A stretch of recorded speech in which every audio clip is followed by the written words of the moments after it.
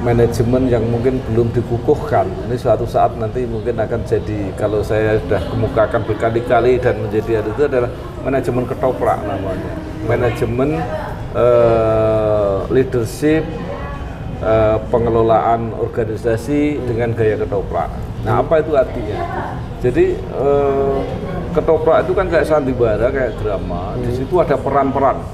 Jadi semua orang punya peran. Ya, misalnya suatu saat saya dalam usia di bawah 30 tahun, saya menjadi salah satu pemimpin di Suara Merdeka. Ya, maka itu adalah peran. Artinya bahwa teman-teman yang saya pimpin itu mungkin ada yang sejajar saya, ada yang lebih senior, tapi ini kita menjalani peran. Nah, jadi ketika saya misalnya perannya itu menjadi raja misalnya, dan yang lain menjadi hulu balang atau menjadi patih, ya sudah, harus ikhlas. Saya rajanya, nah, kamu senopati atau jadi apa. Tetapi di dalam manajemen ketoprak ini nggak boleh dibawa selamanya bahwa saya akan jadi pemimpin terus, itu enggak. Karena kalau ketoprak itu kalau sudah kembali di balik layar, itu kembali lagi berteman.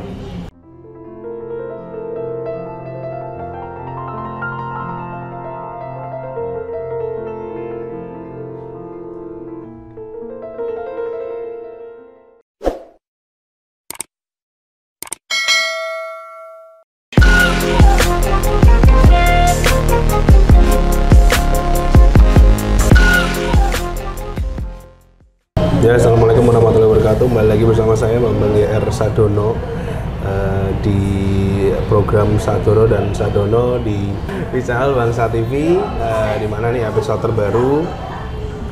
Sebelumnya ini kita ada di Loka Eatery by Kala Senja di seberang Pasar Karangayu di Kota Semarang. Ya. Terima kasih sudah memberikan platform dan kesempatan untuk bisa di sini. Jadi ini bisa lebih santai lah sambil ngopi seperti itu. Ya, tentunya program Sadono dan Sadono di sini saya dengan Bapak Bambang Sadono sendiri, Bapak saya sendiri. Jadi mungkin bisa memperkenalkan kembali. Ya, terima kasih. Assalamualaikum warahmatullahi wabarakatuh. Saya Bambang Sadono yang selama ini mengelola beberapa kanal YouTube, antara lain adalah Inspirasi untuk Bangsa dan Inspirasi Jawa Tengah. Ya, saya sekarang bersama dengan Bambang YR Sadono dalam acara Sadono and Sadono. Ya, oke. Ya, jadi untuk topik kali ini itu adalah pertemanan dan pergaulan. Makanya keajak di sini. Jadi memang ini biasanya kalau buat aku sendiri biasanya di tempat-tempat kayak gini ngobrolnya Pak. Gitu. Jadi ini aku ngajak Pak langsung buat kesini lah. Pertanyaan pertama ya Pak. Jadi dulu itu Papa itu, masa kan ya Papa pernah muda ya walaupun beda tahun. Dulu pergaulannya itu seperti apa Pak? Kalau ngobrol-ngobrol itu apakah di warung, apa di sawah, apa dulu gimana Pak? Baik, jadi yang pertama bahwa ini sebenarnya yang kemudian menjadi teori-teori modern. Dari setiap aktivitas yang akhirnya membawa satu kemanfaatan atau bahkan keberhasilan, itu selalu akarnya adalah kapasitas kompetensi seseorang. Tetapi itu harus bertemu dengan kemampuan untuk kolaborasi yang sekarang namanya networking. Nah, itu kan sebenarnya pertemanan. Jadi artinya nggak ada sukses yang kalau diteorikan sekarang menjadi networking itu. Artinya nggak ada sukses yang tidak ada pertemanan. Ya, karena orang kan dilahirkan sendiri, paling-paling dengan keluarga. Tapi setelah itu dia harus membentuk jaringan. Jaringan yang paling dekat itu teman. Bahkan saya pernah suatu episode mengatakan bahwa semua yang akhirnya saya capai itu berkat teman. Karena saya mulai dari level yang paling bawah, ya. Nah, kemudian bergaul itu kan sesuai dengan tingkatannya. Ya kalau misalnya taruh masih apa namanya masih belum jelas posisinya, pekerjaannya, statusnya, itu ya kita bisa di mana aja. Saya pertama begitu lulus SMA itu kan mengembara ya di kota Tegal itu. Selain bekerja, waktu itu bekerja di DPU, tapi kan bergaul banyak sekali teman-temannya di jalanan itu. Di jalanan. Ya artinya kita jalan ke mana-mana, kemudian dengan gagah perkasa mengikuti acara-acara siaran radio di ajaran puisi itu. Nah lama-lama papa menjadi pembawa acaranya di situ. Nah itu temennya banyak sekali karena mereka yang pengirim naskah itu kan kemudian pada main karena senang itu main di studio. Nah papa meng-create supaya ada nilai tambah. Jadi itu selalu sukses, itu selalu pasti di situ ada kreativitas, kreasi, kemudian pasti ada inovasi. Kalau kamu sama-sama dengan yang lain-lain, ya sudah, nggak akan jadi orang biasa-biasa. Nah, inovasinya di mana, Papa? Inovasinya karena Papa itu suka menulis di media-media.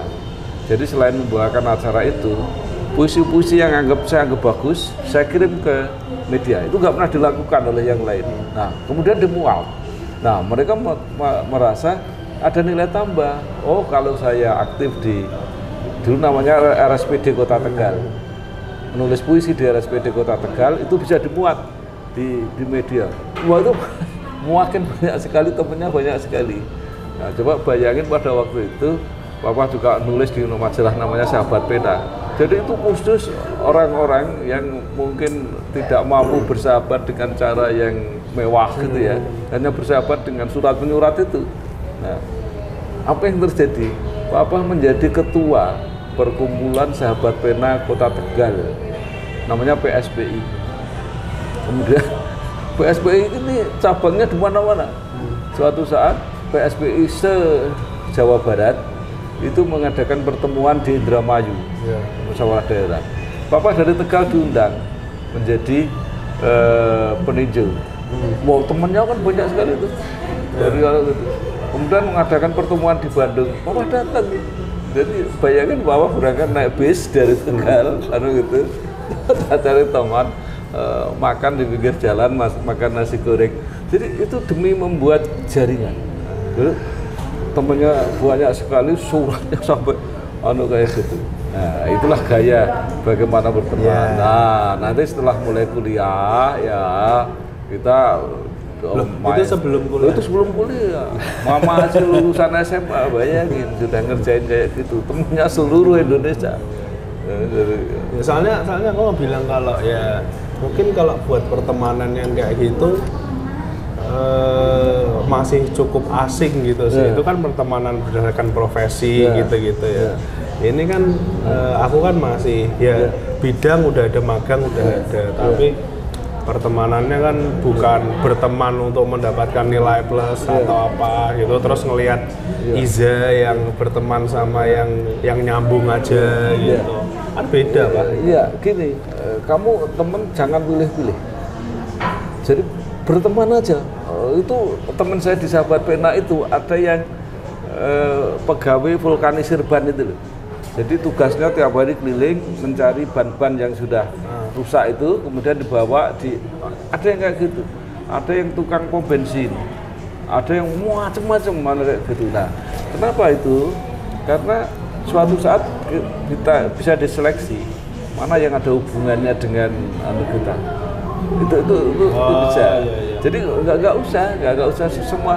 Dan pada suatu saat mungkin dengan satu teman ini nggak nyambung, nggak ada hubungannya, tapi suatu saat nanti kena. Nah itulah yang sampai saya pelihara sampai saat ini. Jadi kalau kamu lihat kenalan Papa sampai saat ini, itu mulai dari menteri ada, dari BUMN ada, dari gubernur, dari apapun ada, bupati ada. Itu karena perjalanan Papa yang panjang itu dipelihara. Jadi ya memang kadang-kadang networking ini apa ya kayak tidur. Jadi artinya nggak tapi tiba-tiba itu teman saya ada di situ tuh. Nah, gitu. Nah, ini. Iya. Mungkin memang harusnya seperti itu ya, maka dengan keadaan Papa sekarang juga kan berarti kan membuktikan bahwa itu berhasil gitu ya. Nah, tapi kan apa nggak capek gitu loh Pak? Maksudnya kan Papa pasti juga punya teman yang bukan buat networking kayak Pak siapa itu yang biasa datang ke rumah itu. Kayak gitu-gitu kan maksudnya terus Papa juga pernah cerita yang main kartu apa gitu. Nah itu kan apa nggak familiar gitu Pak. Aku percaya bahwa Papa masih bisa temenan yang santai. Jadi begini, teman yang baik itu kadang-kadang tidak sepragmatis terus bekerja sama, ada proyek, ada enggak. Kadang-kadang hanya untuk mengetes pendapat. Jadi kita mengeluarkan statement yang gitu, saya mau gini, oh itu nggak bagus, itu gini, nggak apa-apa. Jadi ada sebenarnya saya cerita, saya mau bikin gini. Jadi untuk ngetes mimpi-mimpi kita itu dimulai dari teman dulu. Nah, dulu saya pernah suatu saat misalnya, saya punya teman Dr. Bimo, udah meninggal orangnya. Jadi dulu sama-sama ya istilahnya mungkin magang, tapi sebenarnya nggak magang, mau cari uang. Kita juga dapat uang di Suara Merdeka, belum diangkat sama-sama gitu. Nah, maka dia suatu saat kan kita lihat acara dulu PBI Persatuan Wartawan Indonesia itu punya kantor di Simpang 5 sana, sering acara besar-besaran gitulah. Pak Bimo mengatakan, Pak Bambang, nanti PBI kita kuasai. Oh ya, oke. Saya ketuanya, Pak Bambang sekretarisnya. Oke, karena dia lebih tua kan. Nah, jadi itu kan mimpi pada waktu kita masih. Nah, apa yang terjadi kemudian? Saya juga tertawa kalau ketemu dia, betul Pak Bimo jadi ketua dan saya jadi sekretaris. Tapi Pak Bimo jadi ketua PWI perwakilan Pekalongan yang termasuk Tegal. Tapi saya jadi sekretaris seluruh Indonesia. Saya jadi sekjen. Jadi kita berguru kayak gitu. Itu jadi pertemanan sejak awal itu bisa untuk mengetes itu mimpi, cita-cita gitu. Jadi saya kira teman-teman saya yang dulu mungkin sudah pernah mendengar apa yang kita bayangkan sejak dulu itu, dan ada sebagian yang terbukti, ada yang tidak. Ya berarti memang kalau bergurau itu masih ada ya, kadang siapa malam-malam datang waktu itu dan gitu. Jadi itu adalah salah satu ya. Saya sering mengemukakan bahwa manajemen yang mungkin belum dikukuhkan ini suatu saat nanti mungkin akan jadi, kalau saya sudah kemukakan berkali-kali dan menjadi itu adalah manajemen ketoprak namanya. Manajemen leadership, pengelolaan organisasi dengan gaya ketoprak. Nah, apa itu artinya? Jadi ketoprak itu kan kayak sandiwara, kayak drama. Di situ ada peran-peran. Jadi semua orang punya peran. Ya, misalnya suatu saat saya dalam usia di bawah 30 tahun, saya menjadi salah satu pemimpin di Suara Merdeka. Ya, maka itu adalah peran. Artinya bahwa teman-teman yang saya pimpin itu mungkin ada yang sejajar saya, ada yang lebih senior, tapi ini kita menjalani peran. Nah, jadi ketika saya misalnya perannya itu menjadi raja misalnya, dan yang lain menjadi hulu balang atau menjadi patih, ya sudah, harus ikhlas. Saya rajanya, nah, kamu senopati atau jadi apa. Nah, tetapi di dalam manajemen ketoprak ini nggak boleh dibawa selamanya bahwa saya akan jadi pemimpin terus, itu enggak. Karena kalau ketoprak itu kalau sudah kembali di balik layar, itu kembali lagi berteman. Saya bisa main catur, bisa main kartu, bisa makan bersama, bisa nggak ada bebas. Nah itulah kadang-kadang kalau kita tidak pandai begitu, teman-teman kita ini pada kamu sekarang jadi itu sombong gitu, jadi gitu. Nah itu harus ditebus dengan cara supaya mereka kembali lagi. Oh ternyata kalau sudah soal lain sama kita. Nah itu yang cara memelihara. Kenapa kamu melihat Papa kalau sudah di luar itu sudah nggak ada jarak. Maka dulu sampai ada di kalangan lembaganya Papa sendiri, Papa kan punya perusahaan walaupun kecil gitu ya. Dia selalu mengatakan, yang enak itu jadi temennya Pak Bambang, bukan jadi karyawannya Pak Bambang. Nah mereka lupa kalau namanya karyawan itu harus ada hierarki, harus ada aturan. Jadi yang tadi manajemen ketoprak tadi harus ada reward and punishment, harus ada disiplin, dan sebagai pemimpin kita harus ngajari gitu. Tetapi kalau sudah jadi teman, ya enggak, kita ngobrol. Kalau traktir dia nggak punya uang, kita kasih uang, ya nggak ada masalah itu. Tapi kalau karyawan nggak boleh iri, kalau itu ya memang begitu aturannya.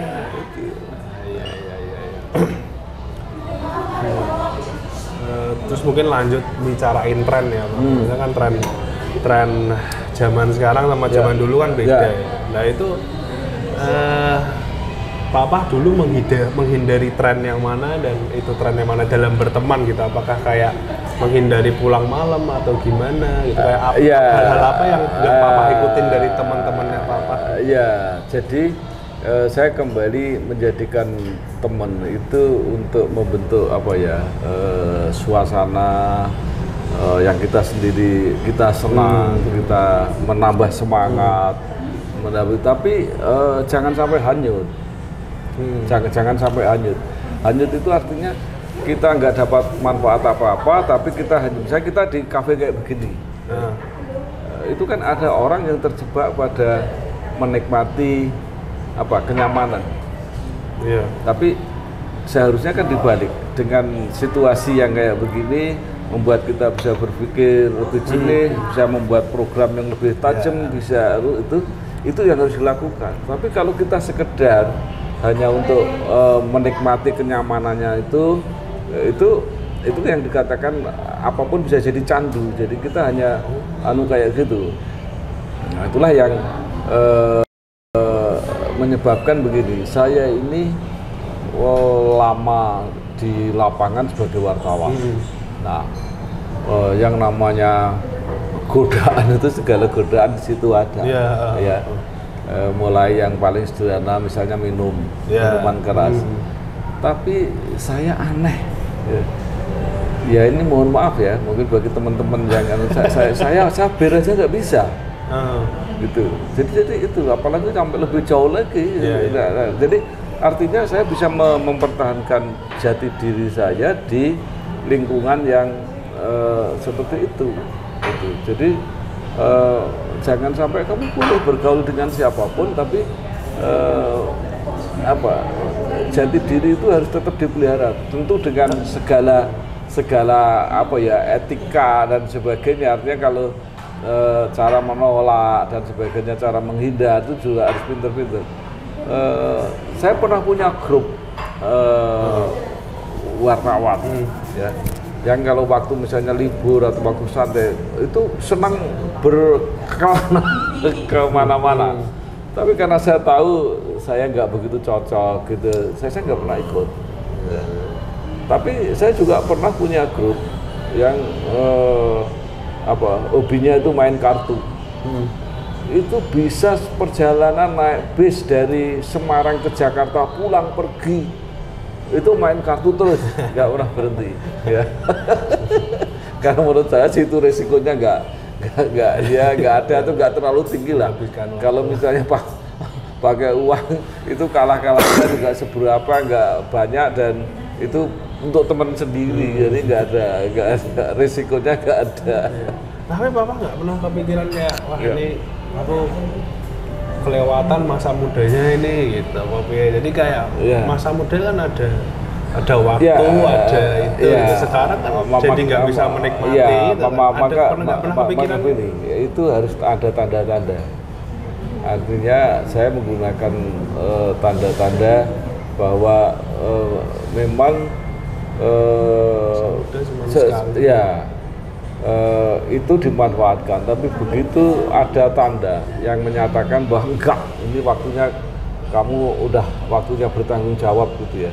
Karena tentu itu yang sering saya sampaikan ya, saya harus sadar bahwa start saya itu berbeda dengan orang-orang yang lain. Kamu mungkin berbeda, kamu sudah sangat beda sekali dengan startnya Papa itu. Jadi ibarat orang mau ke Jakarta, kamu sudah berangkatnya dari Cirebon, ya. Papa mungkin masih dari Blora sana, dikit itu lama. Jadi saya harus sadar posisi itu. Apa artinya? Bahwa saya harus punya effort atau penebusan yang lebih keras daripada orang-orang lain yang itu.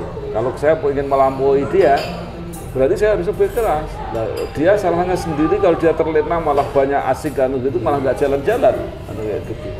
Nah, itu yang menyebabkan mungkin kalau dikatakan mengorbankan masa muda bisa ya, tapi kan itu tergantung efektivitas. Kalau menurut saya masa muda saya juga nggak terlalu jelek karena saya bisa berkeliling ke mana-mana sejak masih muda sejak itu. Dan saya memang dituntut ya untuk menjadi, nah itu susahnya kalau Anda sudah diposisikan sebagai pemimpin. Bayangin saya usia pokoknya belum 30 kelihatannya, belum 30 saya diangkat jadi wakil pemimpin redaksi di Suara Merdeka. Nah, bidang saya apa coba? Pembinaan sumber daya manusia. Bayangin. Harus jadi contoh. Nah, harus itu, dan yang paling berat itu di lingkungan teman-teman saya yang namanya wartawan. Wartawan itu selalu 3 godaannya. Ya. Satu, ya sebenarnya kalau godaan kekuasaan sih nggak terlalu anu lah. Ya itu tadi mungkin paling dianggap paling sekarang gimana gitu. Kemudian harta sebenarnya juga nggak terlalu berat. Wartawan kan uangnya nggak terlalu banyak. Tapi walaupun kecil uangnya, kalau namanya suap, menerima amplop, itu kan sangat berpengaruh kepada profesi, etika dan sebagainya. Dan yang paling parah itu godaan wanita. Itu paling parah. Belum baru dengar sekarang. Nah, artinya gini, kasus-kasus pacaran, apalagi kalau pacaran dengan temannya sendiri. Nah, kan saya harus ini diapakan? Ada yang dihukum. Ada yang dihukum. Jadi misalnya begini, ada wartawan lebih senior pacaran dengan juniornya, kemudian di tempat umum ada orang lain tahu, lapor pada kita. Masa dibiarkan aja? Nah, itulah yang apa ya, peran-peran seperti itu menjadikan kita itu memang ya mau tidak mau. Nah, apalagi kemudian jadi saya masuk politik. Ya, jadi anggota dewan itu kayak orang di dalam akuarium, ditonton orang, salah sedikit dibahas kayak gitu. Nah, Bapak pernah jadi ketua Golkar Jawa Tengah, pernah nyalon gubernur. Bayangin orang jadi calon gubernur, semua orang ingin lihat, ya, udah nggak berani apa-apa. Ya. Salah sedikit itu dibicarakan. Nah, itulah yang kadang-kadang orang, ya kalau kamu nggak pengen susah kayak gitu, ya jangan jadi apa-apa. Jadi nggak ada yang ngurusin. Gitu. Itu resiko dari sebuah. Dan itu kayaknya sekarang udah nggak itu ya, apa yang menjaga image itu. Udah orang udah bebas semua sekarang, mau apa DPR kemana jalan-jalan apa-apa gitu-gitu kan. Ini kan padahal itu jadi salah satu pegangannya bahwa tanggung jawab itu kan mungkin. Iya, sekarang nggak? Iya, walaupun bebas begitu tapi tetap aja. Jadi maka itu yang sering saya sampaikan ya, terutama kan kebetulan kakak kamu, anak saya sendiri, kan dia juga sekarang jadi anggota dewan gitu ya. Yang sering saya sampaikan begini, karena saya juga melihat, saya mengalami, hati-hati, karena bagi pejabat publik itu, yang namanya kehormatan dan ketidakhormatan, itu jaraknya sangat pendek. Sangat pendek itu misalnya begini, hari ini masih dihormati orang, besok sudah menjadi orang yang sangat tidak terhormat. Jadi itu yang harus kita jaga, jangan sampai kita susah-susah meniti karir gitu, sampai di puncak kita jatuh dengan cara yang tidak itu. Maka kadang-kadang Bapak itu sekarang pengen udahlah udah selamat sampai di sini udah baik gitu lah. Jangan membuat permainan baru yang kemungkinan bisa terjatuh gitu loh. Ya.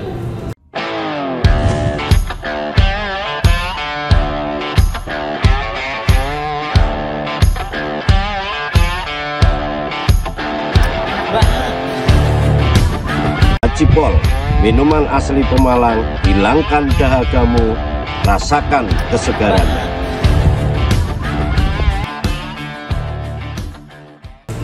Iya. Setelah itu mungkin itu ya Pak, sekarang mungkin agak lanjut ke tahun 2000-an berapa gitu. Setelah punya istri Pak, itu kan pergaulannya, kalau aku melihatnya Papa malah jarang malah. Nggak ada sama sekali, udah nggak ada temen yang datang malah nggak bosen apa gimana? Iya, jadi itu memang salah satu istri. Melihat kakak-kakak juga. Iya, mama itu punya satu saya nggak tahu tuh kiatnya itu bahkan banyak teman-teman ke rumah, jadi banyak main ke rumah dan itu menjadi tradisi kita sejak dulu. Semua yang main ya sudah kita perlakukan seperti keluarga kita.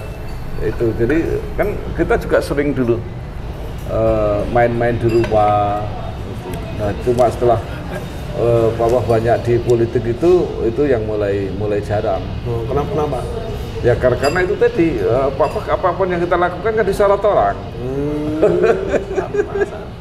Jadi masa nggak main kayak berdua terus gitu loh Pak, nggak main sendiri Papa pergi sendiri Nah itu salah satu ya juga dipertimbangkan orang begini. Jadi orang tidak akan dipercaya bahwa dia akan bisa memimpin orang banyak kalau dia memimpin dirinya sendiri aja nggak bisa, memimpin keluarganya sendiri nggak bisa. Kekompakan di keluarganya sendiri aja enggak. Nah itu yang juga sebenarnya menjadi beban, tapi harus dijalani.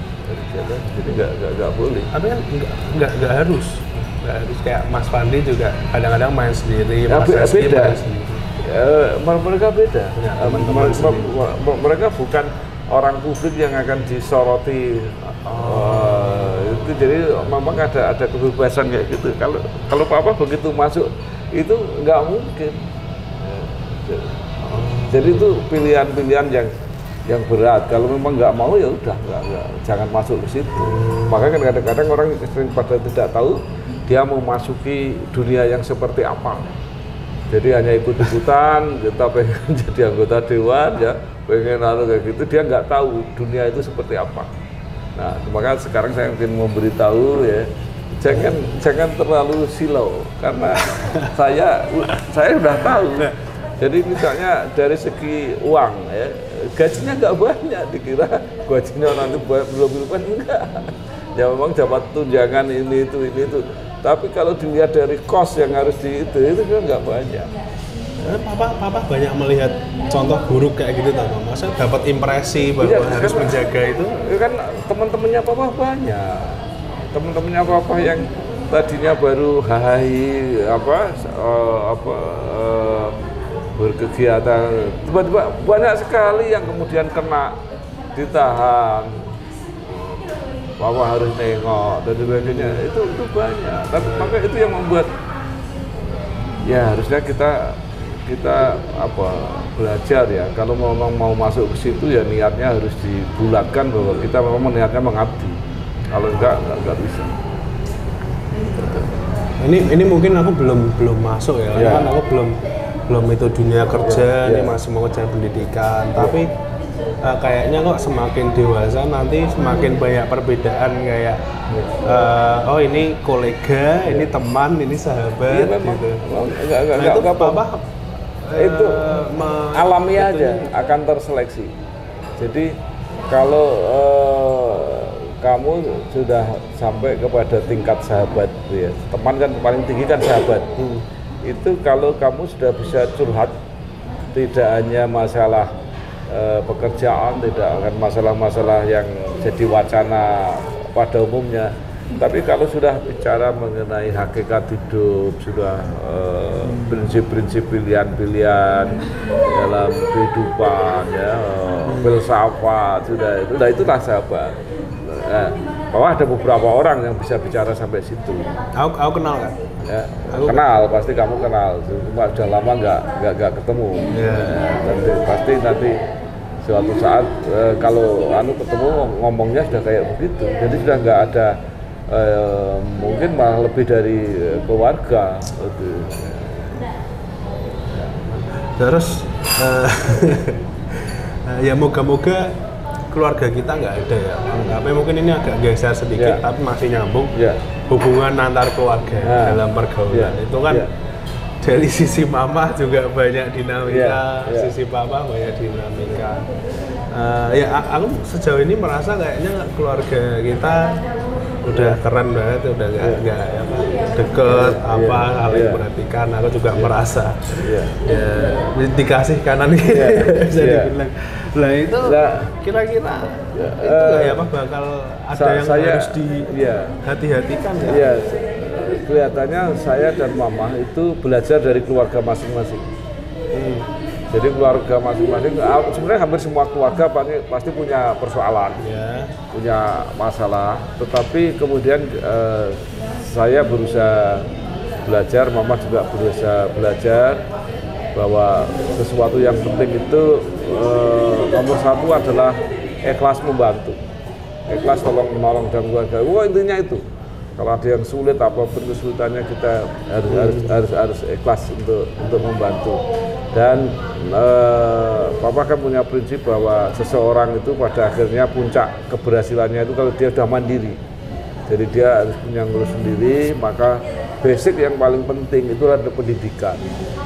Jadi pendidikan harus semua diberesin dulu, karena kalau modalnya itu kemudian masih tidak berhasil, yaitu pasti ada sesuatu yang salah lah. Tapi kita sudah nggak anu lah. Nah kemudian juga berusaha memberi memberi pembanding. Maka mama itu walaupun dengan segala susah payah, dengan segala persoalan itu tetap belajar sampai doktor misalnya, itu hanya untuk mengatakan kepada anak-anaknya bahwa saya aja bisa. Kamu yang nggak punya kerjaan apa-apa, nggak punya apa-apa, biaya disediakan, nggak usah ngaruh sendiri, masa nggak bisa? Nah, itu sebenarnya yang ingin kita sampaikan itu. Dan pada akhirnya kesimpulannya juga kamu harus lebih baik.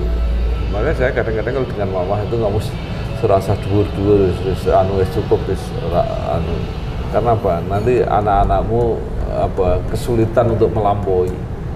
Kalau saya itu bapak saya aja cuma SMA, jadi kalau saya dulu jadi sarjana itu udah top, saya sudah mampu.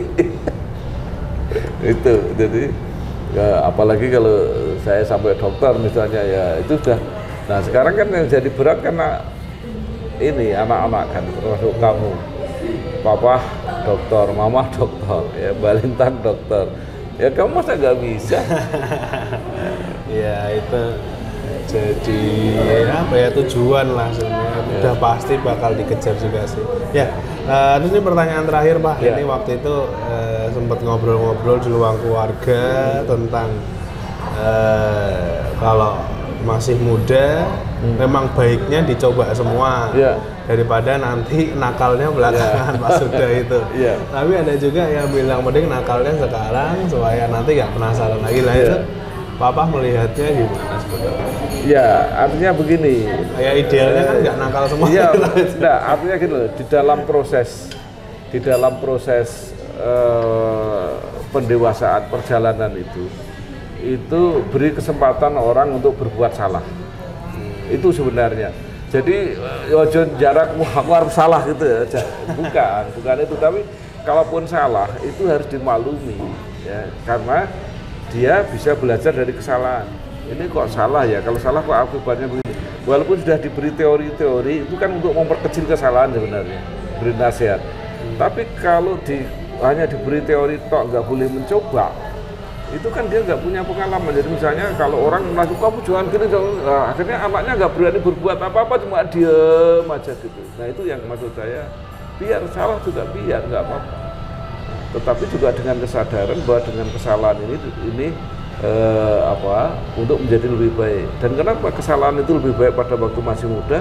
Karena masih belum punya tanggungan, dampaknya belum terlalu besar. Kalau kamu belum punya jabatan, belum punya salah kan saya orang apa-apa. Tapi kalau itu tadi sudah harus memberi contoh, sudah punya keluarga, sudah itu masih salah, ya itu namanya kebangetan. Nah, jadi ada orang yang alim di masa muda, tetapi kemudian beling di masa tua karena dia waktu muda nggak punya keterampilan atau keuletan untuk mensiasati persoalan. Ya, jadi misalnya contoh yang paling gampang, seorang pemuda atau seorang laki-laki pada waktu muda bergaul dengan banyak perempuan, banyak wanita, banyak itu kan harus ada kiat. Gimana ini cara menghadapinya? Kalau gampang terjatuh, gampang itu ya akhirnya belajar gitu loh. Itu lebih bagus daripada sesudah tua baru seperti itu. Nah kan banyak orang-orang yang pada masa mudanya nggak punya kesempatan bergaul kan ya, ada cuma sekolah gitu. Lah, itu beda dengan Papa. Papa itu masa mudanya bergaul dengan semua orang, dengan banyak sekali lapisan masyarakat. Jadi artinya bukan kemampuan, tetapi sambil waktunya berlalu jadi orang seperti ini jadinya untuk menyeleksi untuk tuh imun itu makin kuat. Jadi sudah kebal kalau sudah. Nah, kadang-kadang ketawa kalau melihat itu baru kayak gitu aja sudah repot. Nah, jadi sebenarnya maksudnya itu. Jadi bukan berarti terus wah kamu berbuat salah terus kalau muda, ya jangan kalau bisa. Tapi kalaupun salah masih belum banyak risiko gitu. Silahkan. Jadi jangan takut mencoba, jangan takut dalam semua hal. Jangan takut mencoba. Ya itu berarti memang intinya adalah jangan takut mencoba ya untuk para penonton di rumah. Jika begitu selesai sudah ini diskusi pada hari ini sangat menarik ya. Mungkin akan dilanjut lagi kalau ada part 2-nya tentang pergaulan ini, kalau ada pertanyaan-pertanyaan tadi. Tapi sebelum saya tutup mungkin ada yang mau. Ya, jadi saya ingin kembali ya. Jadi tetap asah kompetensi itu modal yang paling awal, itu bisa dari pendidikan, bisa dari pengalaman, bisa dari mencoba kerja gitu. Yang kedua jaringan, jangan lupa itu harus seluas-luasnya pertemanan, hubungan baik itu jangan pernah. Jadi keluarga, teman itu termasuk keluarga, teman itu nggak boleh hilang. Ya, mungkin sebentar nggak aktif itu boleh, tapi nggak boleh sampai pemutusan teman. Kecewa boleh, tapi jangan sampai marah, jangan sampai mendendam, jangan sampai itu. Nah, kemudian yang ketiga adalah karakter, itu penting. Ya, itu yang membedakan satu orang dengan yang lain, walaupun kemampuannya sama, kepandaiannya sama, tapi karakter itu yang akan menjadi nilai lebihnya. Nah, yang selanjutnya adalah keberanian tadi. Bertindak, berani mencoba, berani salah, berani aktif, berani maju di nggak malu mau ke depan. Itu kan kadang-kadang ngahingi gitu, nggak peduli ya. Pokoknya kita mau maju, Pawah misalnya mau bikin majalah, mungkin orang tertawa, nggak peduli. Pokoknya saya mau bikin, saya punya konsep, saya punya target, saya punya itu. Nah, yang terakhir tetap keberuntungan. Nah, apapun yang mau kamu lakukan, keberuntungan yang menentukan, dan keberuntungan itu di tangan Allah Subhanahu wa Ta'ala. Jadi baik-baiklah dengan yang membuat keberuntungan. Saya kira itu. Terima kasih. Wassalamualaikum warahmatullahi wabarakatuh. Waalaikumsalam warahmatullahi wabarakatuh. Terima kasih Bapak Bambang Sadono. Sudah banyak sekali ini manfaat yang didapat. Semoga menjadi berkah juga untuk papa seperti itu. Amin. Nantikan video-video selanjutnya di Bangsa TV, tentunya Sadono dan Sadono, kemudian video-video lainnya. Jangan lupa like, comment, dan subscribe di channel Bangsa TV. Wassalamualaikum warahmatullahi wabarakatuh. Saya Bambang GR Sadono, tetap di channel Bangsa TV.